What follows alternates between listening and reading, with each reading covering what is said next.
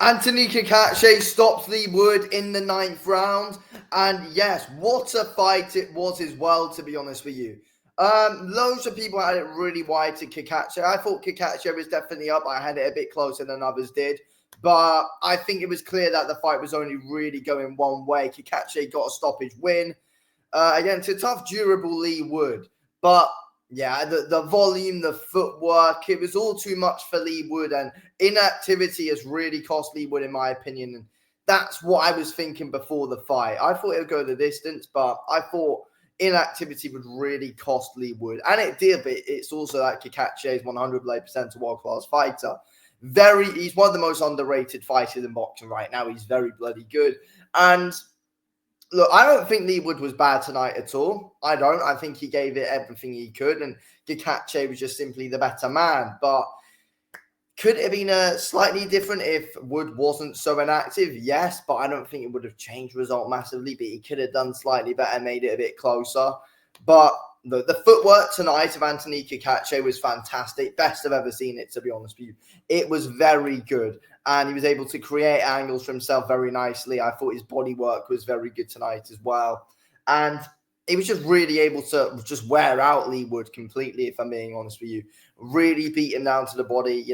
His accuracy was much better than Wood's. Leigh Wood was throwing punches, but he wasn't as accurate. I think, the issue with Leigh Wood's jab is I just feel like he makes his jab pretty predictable here and there, and that's a bit of a problem. I feel like he's got a decent backhand, though, that he sets up nicely, and most of Leigh Wood's shots do come behind his lead hand, as we saw tonight. But I thought his lead hand overall was pretty sloppy tonight, and he was just unable to set up his shots. Other than that, though, I think, as I said, his straight backhand was good.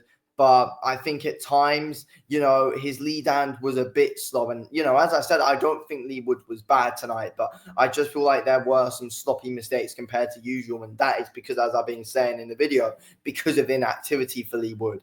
I think Carl Frampton was saying it on commentary.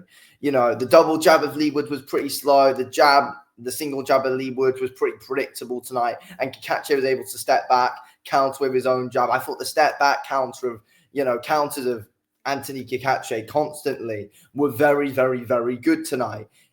Step back, counter with a nice straight backhand.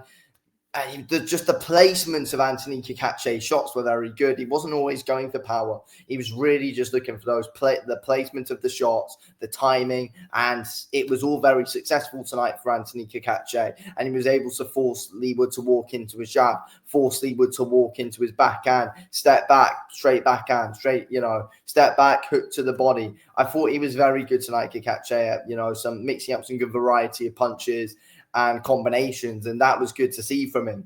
I thought overall his headhunting was good, his body work was good, and Leigh Wood just wasn't really able to handle the accuracy. And Leigh Wood was throwing a bit too much at times, in my opinion, and he was there being countered, and that was the problem. And I found it strange as well, because it seemed like Leigh Wood wanted to kind of box with Cacace. That's kind of the impression that I got from Leigh Wood. He wanted to box with Cacace. And I don't think he was doing a bad job at it. He was active with his punches, but as I said, he threw a bit too much at times to be countered, and that lost him quite a few of the exchanges. But Cacace was just very good at ending some good exchanges to the body, or being able to, step back, get the last shot in. And yeah, that was good to see from Anthony Cacace. From Leigh Wood, there were some good moments that he had, in my opinion. He was able to get some good success upstairs. I thought he had a very good 4th round. I thought he had a good 1st round as well, Leigh Wood. And, the jab to the body was good early on from Leigh Wood. But at times then, Cacace was able to read him, and Leigh Wood at times kept his head on center line and was able, and, got caught.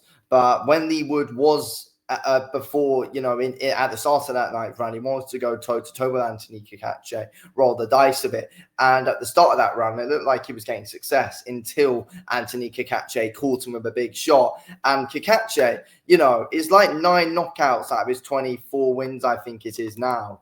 It doesn't really suggest his power at all. The guy's got big power in his hands. He really does. He has got power. We saw it against Cordina. We saw it tonight against Leigh Wood.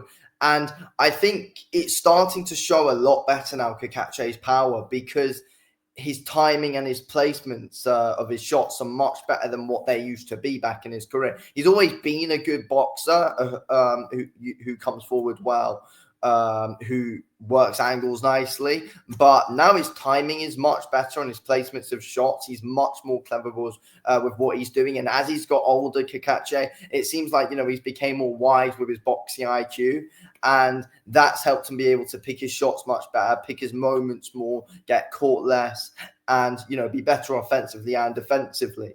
So at 36 years old, Cacace's in his prime, and you don't really see that much with these, lighter fighters. They don't usually come more into their prime at 34, 30, 35, 36. You don't really see that. But with Anthony Cacace, that has happened. He's got wiser as he's gone on. His boxing IQ has got better as he has gone on. He's became more disciplined as he's gone on in his career. And it's all starting to show. It really is. And for Anthony Cacace, there was an Oshaki Foster fight mentioned to him at the end. I would like that fight.